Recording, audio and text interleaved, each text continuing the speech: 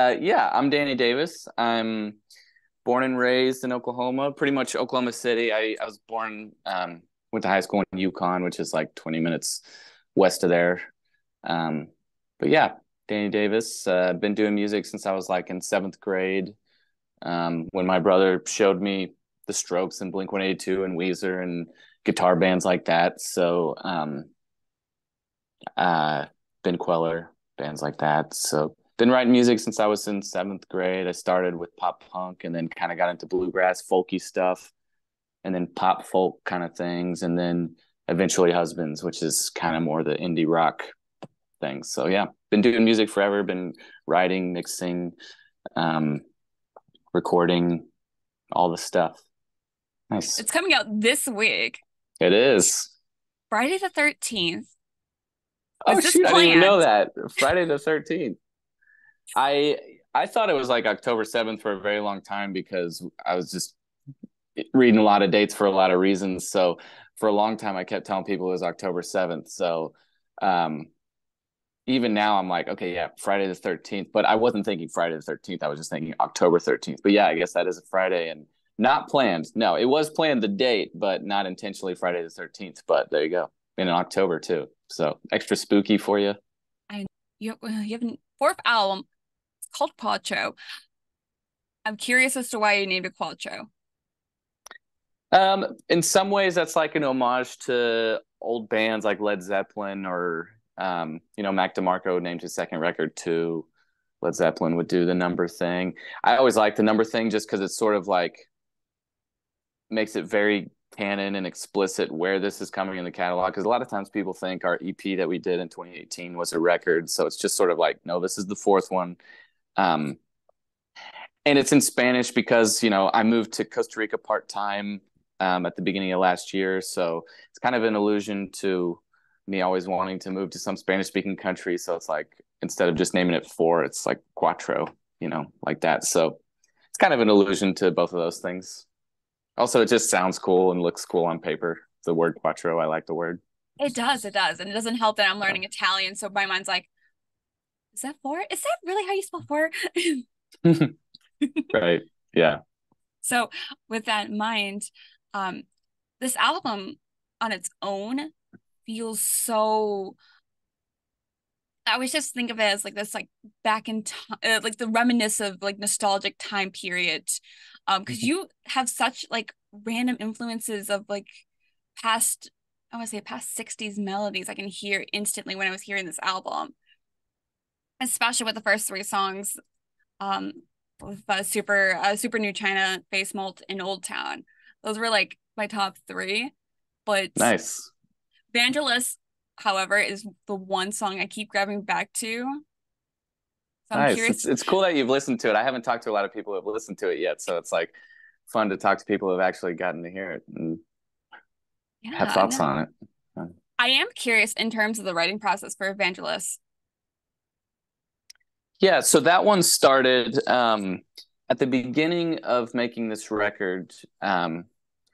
We didn't know that Will was not going to be in the band, but that started from one of his old demos from the pile and Dropbox that we have. And a way we'd written music a lot was just record little sketches, whether it's a chord progression or a lyric snip or something. And that one it was just three chords. It was very quick. It was a small thing, but the first time I heard it, I just heard a melody in my head, and um, basically from that small like 30-second demo, just made a song out of it. And eventually, you know, partway through doing the record, realized Will wasn't going to be there, but it was doesn't mean we weren't going to finish the song. So yeah, it started out from one of those demos, and then scattered a melody over it with some gibberish lyrics, and then it was kind of one of the easier ones to write, just because the chords sort of repeat themselves the whole time. It doesn't change a lot, and the melodies kind of came easily. And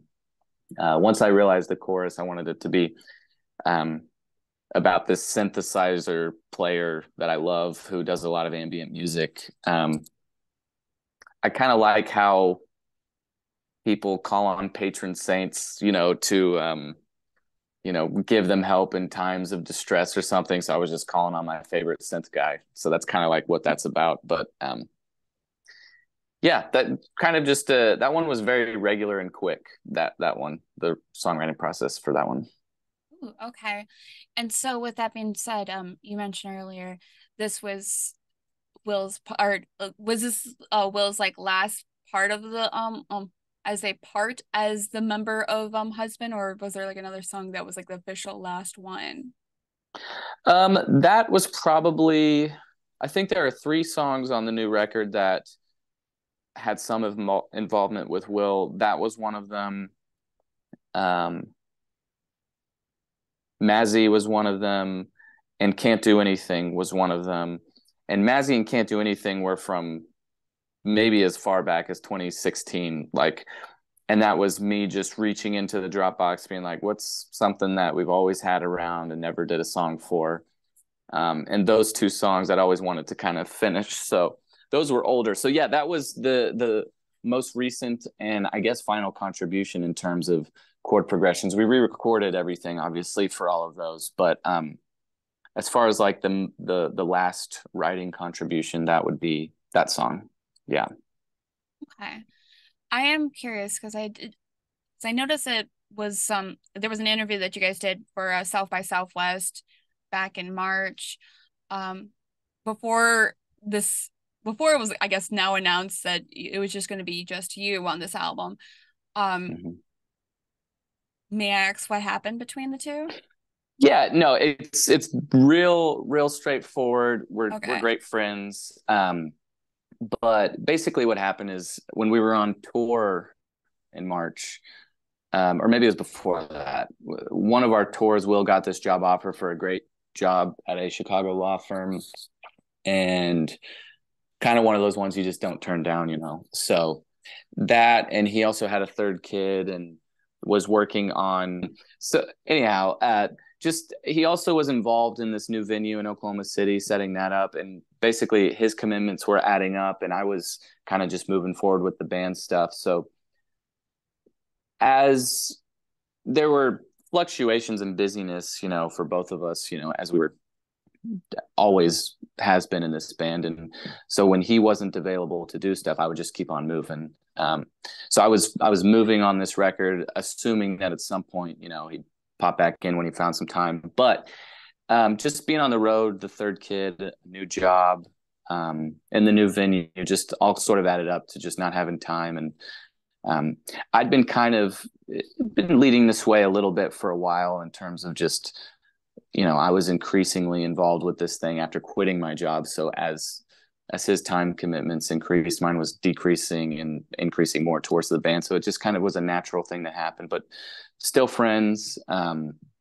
And yeah, that's kind of just how it went is, right after South by, basically, we talked and just said, yeah, this makes sense. And, best of luck. I'm stoked to see what he does next. His venue's doing great. And, yeah. No, I can completely understand, having kids can really be a deterrent on doing other things, and the fact that he's opening up a venue is insane on top of working for a law firm. Yeah.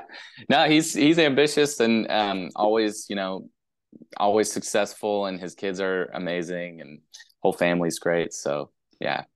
Yeah, he's doing That's good. right. Well, that's good that you guys still are together in that sense that it's not a like horrible ending. Right. Right. Yeah, it could have gone much worse. But you know what?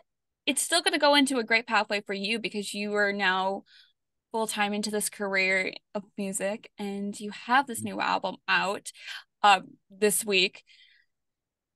It's fantastic. Like I said earlier, I've been listening to it and there's such moments where I'm like, I feel like I've been listening to this album for forever and this is my first time like coming back to it being like, wow, I forget how good this album is. Even though it's gonna be out literally Friday. Yeah.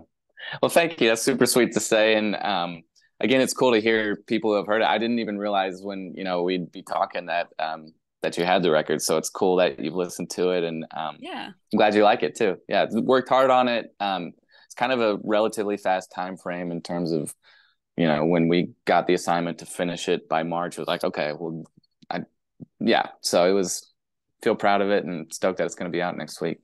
So I am curious in terms of like what was the most difficult song to write in this album?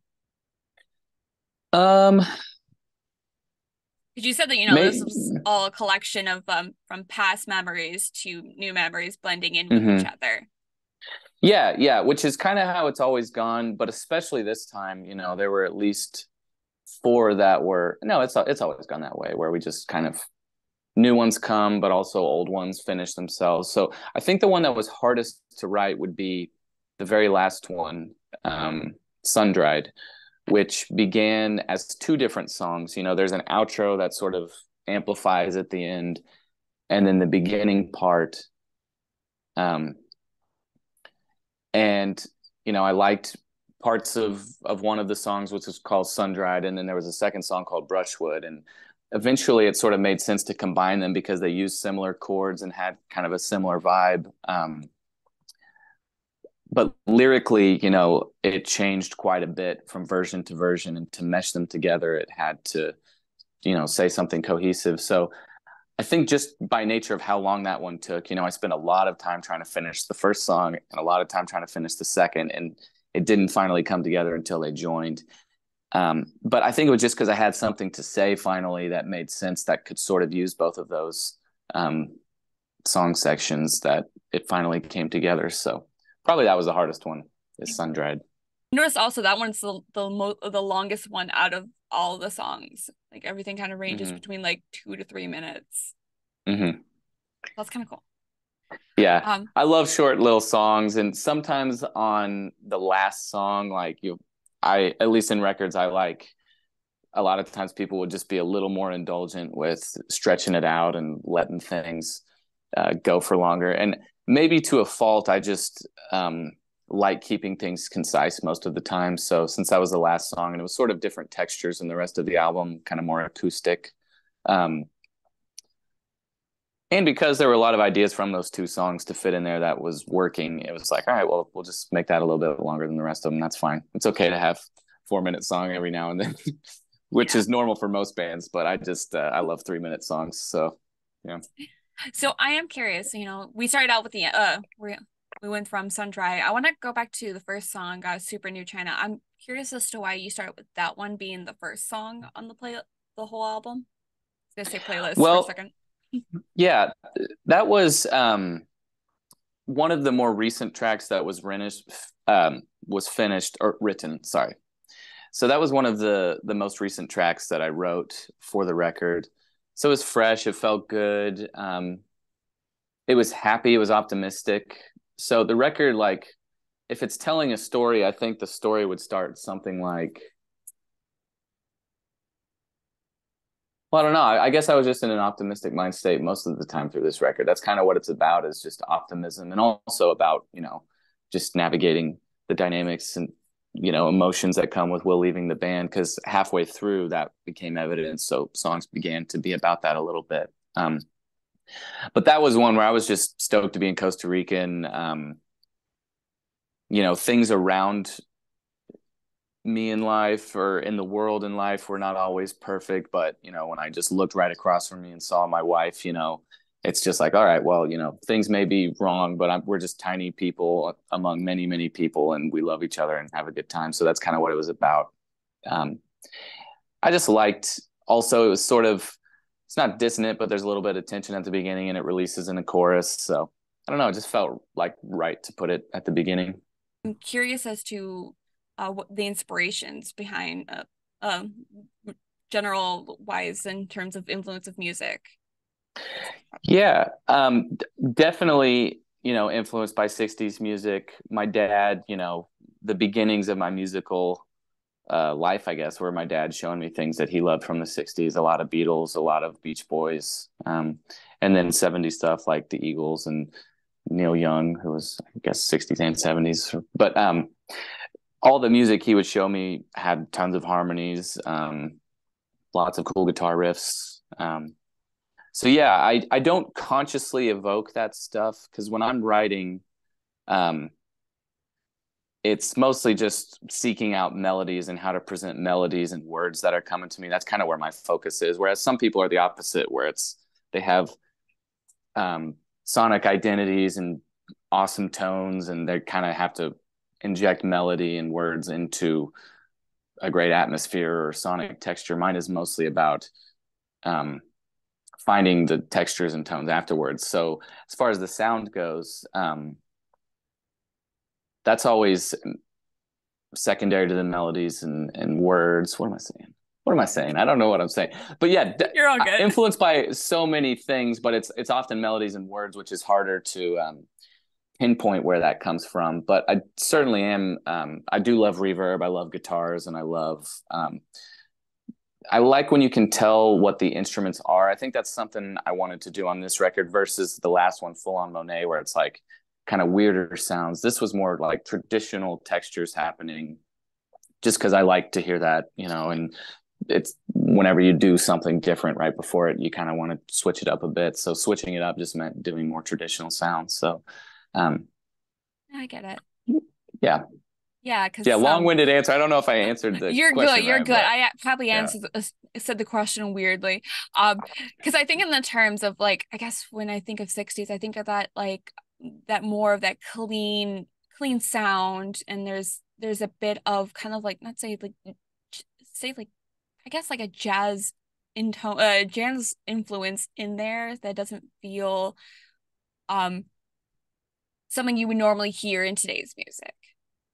Yeah, well, as far as that goes, I don't know if I was thinking specifically of jazz, but one thing I did try to do, at least for a while, like in songwriting, you give yourself tasks or challenges. And one of the things was like, okay, I love pop music. I love palatable, catchy stuff. So I have to work to inject dissonance and I have to consciously do it, whereas it comes naturally. And that's what some people love. And Will was good at kind of being the guy who injected weirdness into our stuff. So this time around, I kind of had this rule where it's like, I need to put at least one weird chord or at least some weird moments in every song. So however that manifested itself or however people interpret it, it was consciously just trying to have dissonance somewhere, at Yeah. least most of the time. And I think I want to do that a little more going forward because I love straightforward stuff, but I think tension is good. And I think I'm going to try to be a little more tense going forward, maybe for the next record. I don't know. Maybe it'll just be happy stuff again. Well, first off, wait till the album's kind of full. Wait till the album's like out in the open for a couple months before you jump in and do another. Oh, sure. Yeah, Um, sure. so I have these random like little conversation cards just to kind of like help everybody get to know you on a fun new level. You ready for it? Nice. Sure. All right. Okay, so if you had a blank wall that you can randomly graffiti and not get in trouble for, what would you write or draw on there? Ooh. Well, I went through this phase of trying to paint all of the US presidents. And I got all the way from George Washington to FDR, and I have not done FDR, and I stopped like maybe a year and a half ago. But during COVID, I just started painting all the presidents. So maybe I would paint all the presidents with goofy little heads because I'm not good at doing realistic drawings, but I am good at like making people look weird and ugly in like a way that maybe is interesting. So yeah, I do all the presidents and make them have ugly faces, I think. I love that. Like, how did that kind of conspire to just randomly during COVID be like, yeah, I'm gonna just paint some presidents? Well, you're just sitting in your house all day, and I'd always loved presidents. I like president trivia. When I go to trivia with my friends, I'm usually the president guy. But I bought these tiny frames from Hobby Lobby, like these tiny little canvases, and I just wanted some sort of theme to hold a series of stuff together, and presidents was kind of what I came up with. And they're all like wearing beach shirts and stuff like that, which sort of add a little twist to whatever's going on there. But yeah, I do. That's why. That's awesome. I would not expect that. That's amazing. So, what's the most random fact that you found interesting about one of the presidents? Oh, shoot. Well,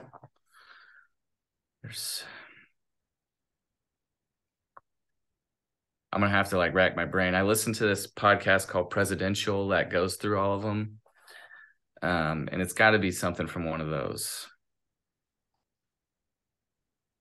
There's something about Abraham Lincoln's son being present like during 2 or 3 assassinations of presidents. Like he was around when his dad was shot, I think, and then he was around when another president was shot. There's something about Abraham Lincoln's kid. I'm not telling it right, but he was basically like coincidentally in these like very tragic places a bunch of times where like a bunch of presidents got killed and he's always around. He's like the equivalent of Mothman. Yeah, he's just around. He's around at the bad times. So yeah, something like that. I didn't tell the quote, the fact right, but if you go home and Google Abraham Lincoln's son president assassination, you'll get a good story. So that's my fact. It's just a Google point for a fact to actually figure out what it is later. But yeah. All right, I'll definitely check that out. Here, what's the strangest food combination that you love?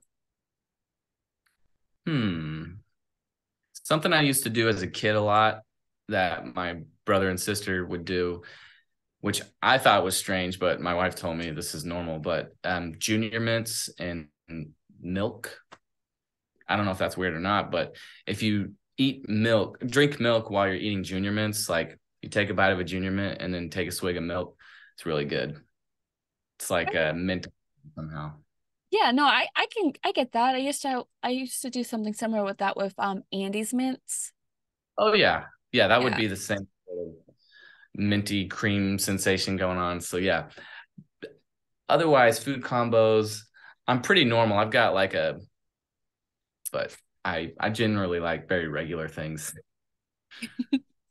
Yeah, I think in terms of like for myself, as a kid, I used to love putting pickles on Twinkies. That was like my big thing. That's sick. That's probably the like only weird thing I could think of as a great combo Yeah, at the time. That one. Definitely weird for that one. All right. Your album is out on Friday. Besides finding it on all the places you get your listening abilities from, whether it's streaming or in physical form, where else can we be able to find you?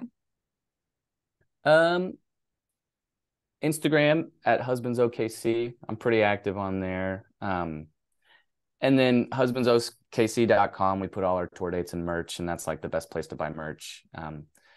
And we're trying to sell tickets to our tour coming up in the fall. We're going to be going east and northeast and stuff like that. Where are you at? I didn't even catch where you're at. Oh, you know what? I'm over here in Michigan, so Detroit area. Okay. Yeah, I think we're going to Detroit. So yeah, we'll be in Detroit